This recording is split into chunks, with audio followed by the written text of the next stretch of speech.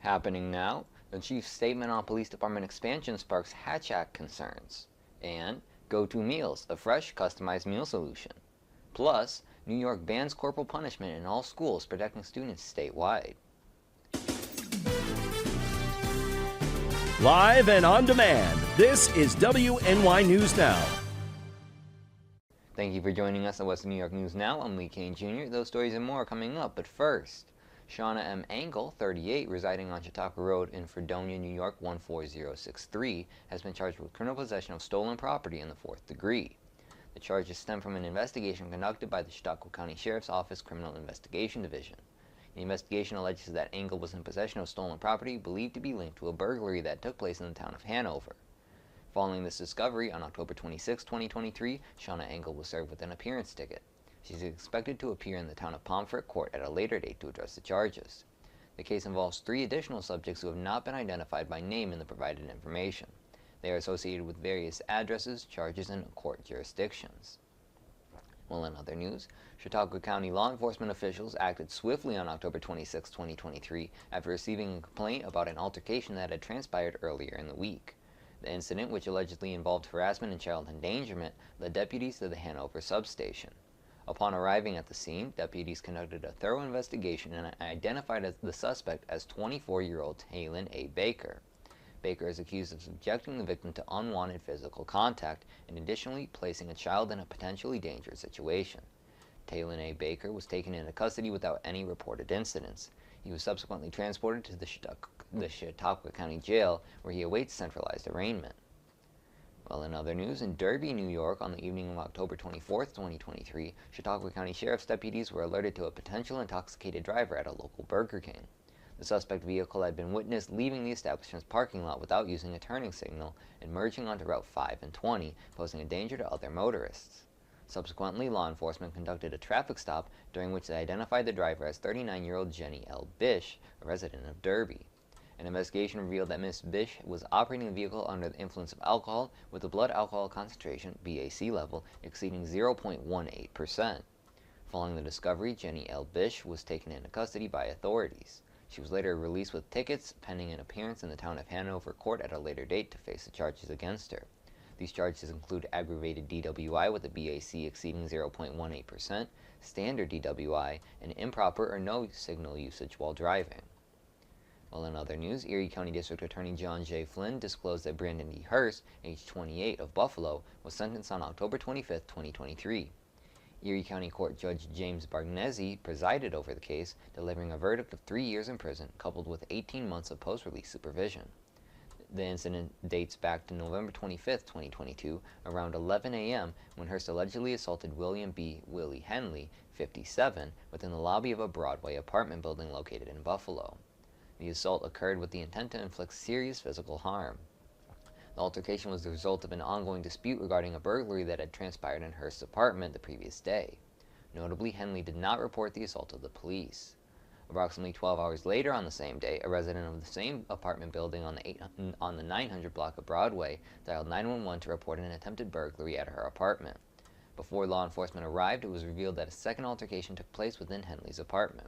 Subsequently, the police arrested Henley and a co-defendant on charges related to attempted burglary, illegal possession of a firearm, and criminal mischief, all related to the attempted break-in at the apartment. Notably, Henley did not report any injuries to the police at the time of his arrest. In connection to these events, Hurst pled guilty to 1 count of assault in the 2nd degree, categorized as a Class D felony on September 13, 2023. As WNY News Now continues, Chief's statement on police department expansion sparks Hatch Act concerns. And later, Go-To Meals, a fresh, customized meal solution. Stay with us as WNY News Now. We'll be right back. You're watching WNY News Now, where coverage comes first. EagleZip.com is your local one-stop shop for all of your home and business computer needs. Located on Fluvan Avenue Extension, just outside of Jamestown, EagleZip.com sells and services all brands of desktops and laptops, as well as servers and network equipment for your business. All new computer sales include transferring your data from your old computer plus a 2-year warranty. Call EagleZip.com today. Stop by EagleZip.com today and let us make computers easy for you.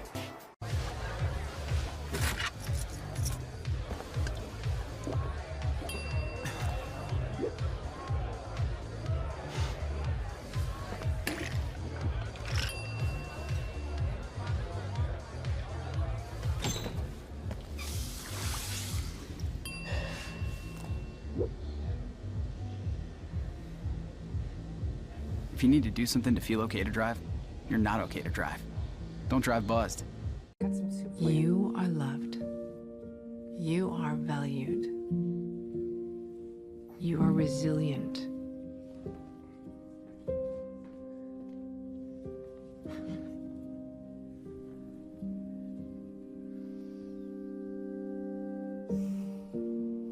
You got this. You're there for them.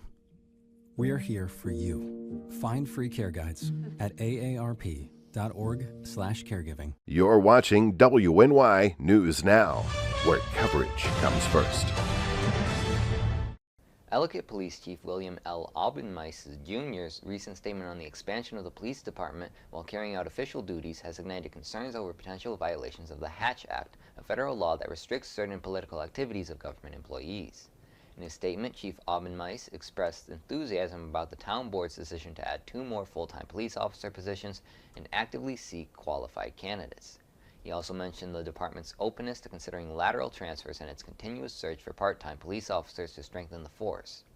The Hatch Act, a federal law passed in 1939, aims to prevent government employees from engaging in partisan political activities while on duty.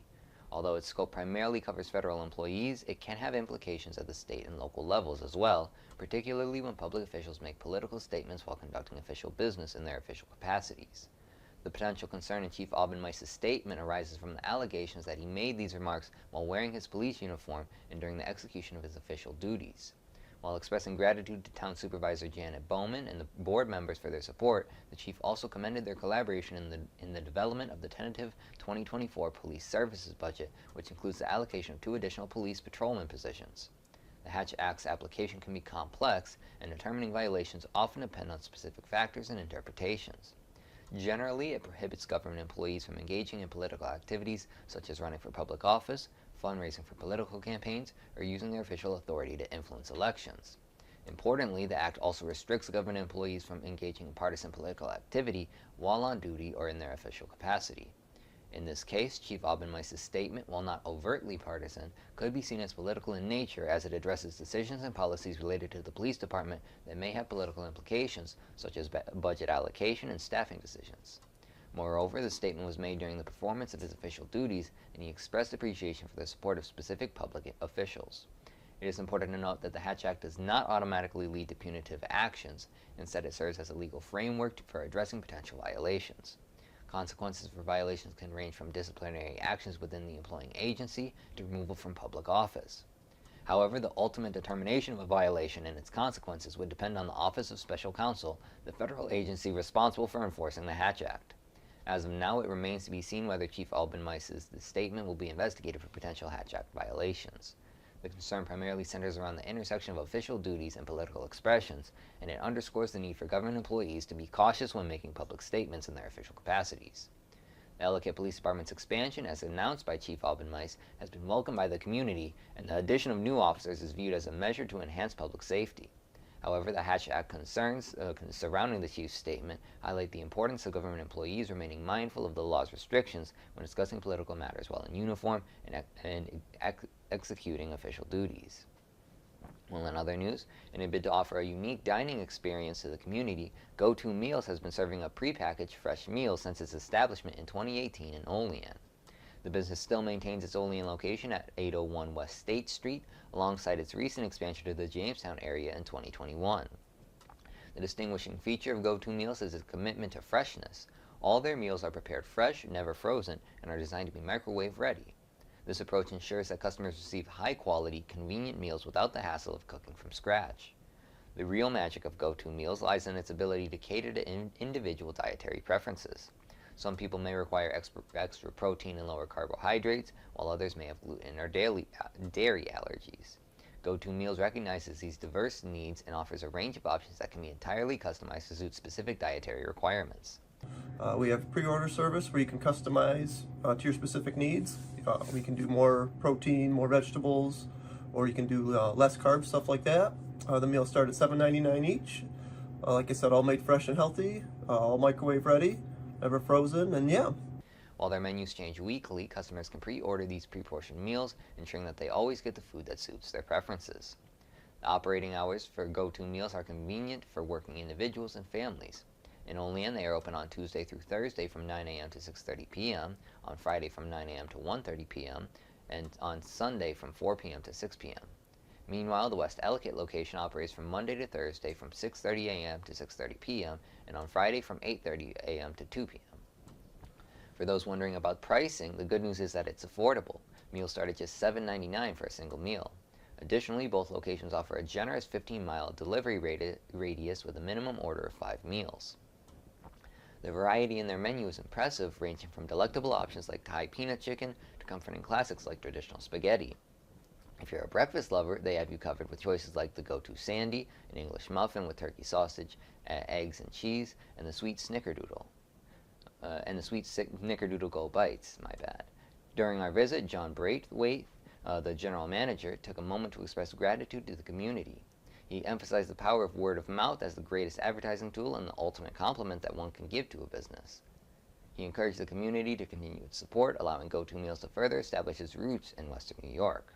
We just want to say thank you for all your support and just keep spreading the word, because word of mouth is the greatest advertising tool and also the greatest compliment that you can give any business, by telling your friends and family and coworkers that you had a good experience here, a good meal, and we would like to stay here. So our biggest thing is just spreading the word so we can continue to put down roots here in Jamestown and the Southern Tier.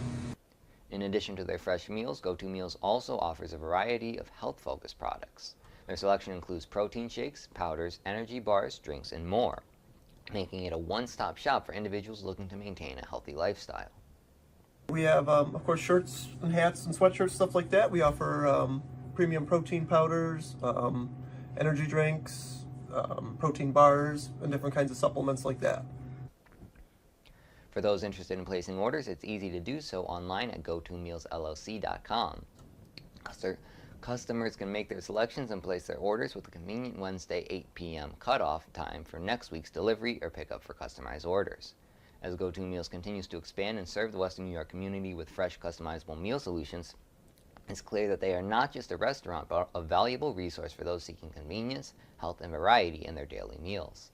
Their commitment to quality and customer satisfaction remains at the core of their business model, ensuring that they are a go-to choice for individuals and families in the region. Well, in other news, in a move to bolster affordable housing options for residents in New York State, Governor Kathy Hochul signed a legislative package today that focuses on supporting homeowners in manufactured home parks. These communities serve as a vital source of affordable housing, especially in upstate and rural areas. The package of legislation includes 3 key bills, each designed to enhance the rights and protections of homeowners within these communities. The first bill significantly expands the right of first refusal that homeowners in manufactured home parks possess. Previously, this right was only exercisable when the purchaser of a manufactured home park intended to change the land's purpose. Under the new legislation, homeowners can exercise this right whenever owners of manufactured home parks make offers to sell or respond to offers to buy the park. This change aims to empower residents and allow them to protect their communities from owners with different visions for the mobile home parks. Additionally, the legislation requires homeowners to notify park owners within 60 days of their intent to make an offer to purchase the park and stipulates that the offer must be made within 140 days. State Senator James Skoufis expresses his support for this legislation, emphasizing that it empowers residents to protect their communities and aligns the civil penalties with federal regulations. He commended Governor Hochul for signing this bill and creating a more equitable balance between the interests of manufactured home park owners and residents seeking secure, affordable housing. Assemblymember Fred Thiel, who collaborated with Senator Skoufis on this legislation, stressed the importance of this bill for thousands of New Yorkers, including senior citizens, those on fixed incomes, and young families who rely on manufactured homes for affordable housing. The legislation strengthens the Manufactured Homeowners Bill of Rights by granting homeowners the right of first refusal when their park is put up for sale, regardless of proposed land use changes. Assemblymember Thiel commended the governor's positive action in providing residents with a tool to safeguard their communities from takeovers that threaten their security. The second bill, S.7541/A.7403, authorizes the State of New York Mortgage Agency, SONYMA, to purchase mortgages and offer mortgage pool insurance for modular and manufactured housing. These housing types were previously financed as personal property and often ineligible for SONYMA financing and insurance. This legislation opens up critical support for home buyers relying on modular and manufactured housing as affordable pathways to homeownership. State Senator Leroy Comrie praised the bill for making housing and associated costs, such as insurance, more accessible to low and moderate income families. He highlighted the importance of involving state agencies as active partners to address the housing crisis, thanking Governor Kathy Hochul for signing the bill into law. Assemblymember Karen McMahon emphasized the Assembly's commitment to making housing fair and accessible for all New Yorkers, regardless of their location. She thanked Governor Hochul for supporting this legislation, and Senator Comrie for carrying it into the Senate. The third bill, S.7381/A.7422, focuses on technical changes to better align New York State law regarding civil penalties associated with manufactured housing with federal law. It updates terminology, replacing fine with civil penalty, licenses with certifications, and article with title. The legislation also ensures that civil penalties align with the maximum civil penalty established by the Code of Federal Regulations. This realignment addresses discrepancies between state and federal language, ultimately enhancing the safety and regulation of manufactured homes. Assemblymember Diddy Barrett praised this critical piece of legislation for aligning state and federal policies to deter exploitative investors and firms, thereby ensuring the safety of occupants in manufactured homes. Governor Kathy Hochul expressed her satisfaction with the legislative package, acknowledging that manufactured home parks are a key source of affordable housing in the state. By expanding the right of first refusal, enabling mortgage support for modular and manufactured housing, and aligning legislative language with federal programs, New York aims to strengthen communities and continue providing residents with safe, stable, and affordable homes. The governor thanked the bill's sponsors for their partnership in supporting affordable home ownership for countless New York families. Well, coming up next, Dumb Money, a Wall Street Showdown turned blockbuster movie, premieres on November 1st at the Regilin A. But first, we return with a look at our full weather forecast. Catch your First Defense forecast daily on WNY News Now. Right here, baby. Look. Uma. Something more than a birthday is happening here. Once you can see it, you can help. The sooner you recognize the signs of autism, the sooner you can make a lifetime of difference for your child. Start by answering a few simple questions at screenforautism.org.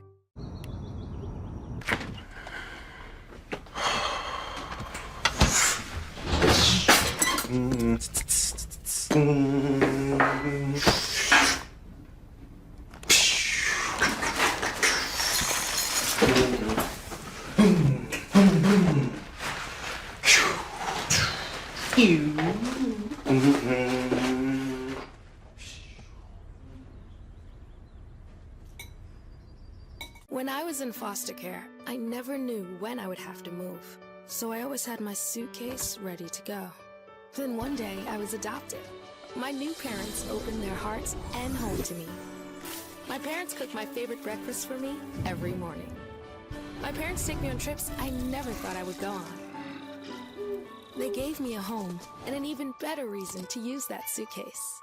My parents aren't perfect, but they're perfect for me. Catch your First Defense forecast daily on WNY News Now. Fast, accurate, and everyday. First Defense weather. Welcome back to WNY News Now. I showed you this map of the temperatures across the United States yesterday, and I show it to you again today just to show you the advancement of this cold front moving across the United States. Right now, just headed into portions of Illinois, halfway through Missouri. That cold front will continue to march east across the United States heading into the weekend, and then behind it, colder air will filter in, and we'll be talking about some chilly temperatures by the end of the weekend into early next week. So here's the weather headlines throughout the weekend. A few showers tomorrow morning and associated with that cold front, but then behind that front, some drier air will work in with some sunshine later tomorrow afternoon, although temperatures will be dropping throughout the day. A stronger system will move across the Great Lakes on Sunday. That's going to bring widespread rain to the region Sunday through the early half of Monday, and then behind that system is when it really starts to turn chilly. And as of right now, it's actually looking like Halloween will end up being mainly dry, although little on the chilly side. And then as we head into the first few days of November, by the middle of next week, we'll bring in a chance of some rain and even some snow showers. So here's the almanac for today. Made it to a high of 72 degrees yesterday in the city of Jamestown. Our low was 59. The records for today, 78 set back in 1989, and a record low of 18 set back in 1987. So hopefully the past few days you got outside and enjoyed those warm temperatures, because heading into the weekend and next week, those temperatures in the 70s will be long gone. So future scan through the overnight hours tonight, partly cloudy skies maybe this evening, with clouds starting to increase throughout the overnight period out ahead of that cold front. Showers will arrive in the late night hours into the early morning hours of tomorrow across the region, and then quickly that cold front moves through, and then behind it we should be left with partly cloudy skies for the rest of the afternoon and into the evening hours before the clouds will once again be on increase later Saturday night and into early Sunday, as that next system brings widespread rain back to the region on Sunday. Friday night lights tonight, as the Jamestown Red Raiders will host Niagara Falls in a Section 6 Class AA quarterfinal game. If you're going out to the game tonight, should be a mild evening out there with temperatures in the 60s. Should be dry, although it will be on the rather cloudy side with mostly cloudy skies. The weekend forecast, tomorrow's highs across the region will occur in the lower 60s early on in the morning, and then drop behind that cold front into the 50s in the afternoon. AM showers or PM sunshine. Saturday night is looking mainly dry with partly cloudy to mostly cloudy skies. Overnight lows in the lower 40s. And then on Sunday, we deal with periods of rain showers throughout the day with temperatures only in the mid to upper 40s. The rest of that 7-day outlook from Ultimate Solutions. So headed into next week, showers will continue on Monday, highs only in the lower 40s. As I said, Tuesday is now starting to trend rather dry, although on the cloudy side with temperatures in the upper 30s close to 40. And then by the middle to late next week, we'll bring in more chances for rain and snow showers with temperatures quite chilly in upper 30s to the lower 40s. Andrew, thank you. Well, in a narrative that explores the power of the internet, social media, and the stock market, Dumb Money chronicles the journey of Keith Gill, portrayed by Paul Dano, an ordinary man who invested his life savings in GameStop and shared his experiences online. Gill's post went viral, igniting a movement that saw countless people enrich themselves by investing in the company. The film takes viewers on a roller coaster ride as these amateur investors find themselves on the cusp of unimaginable wealth. However, as the stock's value skyrockets, the Wall Street establishment and billionaire investors take notice. Dumb Money delves into the ensuing clash between the everyman investors and the financial elite. The tale unfolds as both sides fight to protect their interests, leading to a tumultuous turn of events that shatters their respective worlds.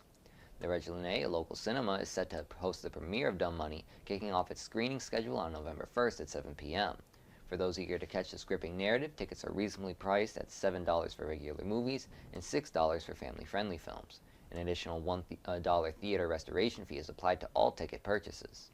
Special movie engagements like Dumb Money may have different pricing structures. Moviegoers can acquire their tickets from the Regina between 12 and 5 p.m. on Mondays and Fridays, as well as from 12 to 8 p.m. on Wednesdays. Alternatively, tickets can be purchased online at regina.com or by contacting 716-484-7070. In addition to the Dumb Money premiere, the Regina has a lineup of upcoming films, including Golda, featuring Helen Mirren, set to debut on November 8th at 7 p.m., and a special 30th anniversary screening of Rudy, starring Sean Astin, on November 15th at 7 p.m. Cinema enthusiasts and financial thrill seekers alike have much to anticipate with the release of Dumb Money, a cinematic experience that encapsulates the intriguing GameStop saga. Well, coming up next, New York bans corporal punishment in all schools, protecting students statewide. With coverage that matters, this is WNY News Now.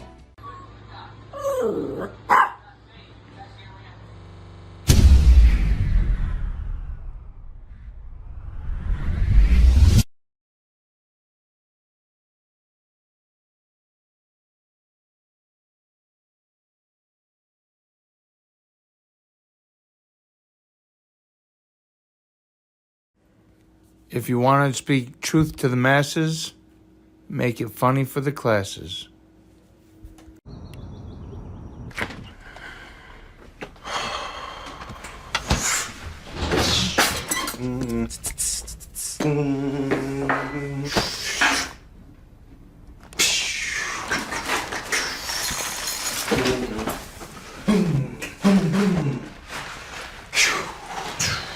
Hi,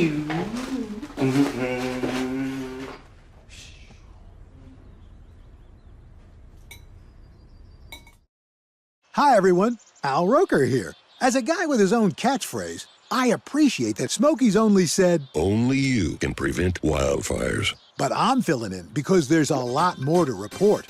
Like when there are parched or windy conditions out there, you gotta be extra careful with things like burning yard waste. After all, wildfires can start anywhere, even in your neck of the woods. Go to SmokeyBear.com to learn more about wildfire prevention. You're watching WNY News Now, your source for breaking news. In a landmark decision aimed at safeguarding the well-being of students across the state, New York has taken a significant step by outlawing corporal punishment in all schools. The legislation, sponsored by Assemblymember Charles Levine, a Democrat from North Shore, and signed into law by Governor Kathy Hochul, brings an end to the use of physical force as a means of discipline in both public and private schools. Previously, while corporal punishment was already prohibited in public schools, it remained a permissible practice in some private educational institutions. The new law, officially designated as A05010, closes this legal loophole and unequivocally bans the use of corporal punishment by teachers, administrators, officers, employees, or agents of any school within the state. The legislation is accompanied by a comprehensive memo that defines corporal punishment as the application of physical force with the intent to cause pain or harm to individuals accused of breaking a law or rule. This memo further specifies various forms of corporal punishment, including spanking or slapping, using objects like paddles, rulers, or belts, and compelling students to engage in physically painful activities such as crawling over rough terrain or excessive running. Assemblymember Charles Levine, the driving force behind this legislative effort, passionately expressed his support for the new law. Levine emphasized that physical punishment in educational settings is abhorrent, and I am pleased that New York is protecting our children by outlawing its use. Students must learn in a safe environment. The message to any abusive adults is very simple: keep your hands off our kids.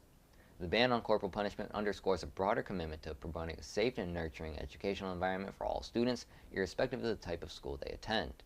By prohibiting such punitive measures, New York aligns itself with a growing movement across the country and worldwide that recognizes the importance of nonviolent disciplinary methods in schools. Advocates for the ban argue that corporal punishment can have detrimental physical and psychological effects on students and is inconsistent with modern educational values. The legislation not only protects students from potential harm, but also sends a clear message that the state prioritizes their safety and well-being. Well, that's going to be it for us today. I'd like to thank you all for watching. News continues 24/7 at WNYNewsNow.com and on our mobile app. You can download it today for free in the Apple App Store and Google Play Store. We're also on Channel 716 on Roku and at Channel716.com. Thank you for watching.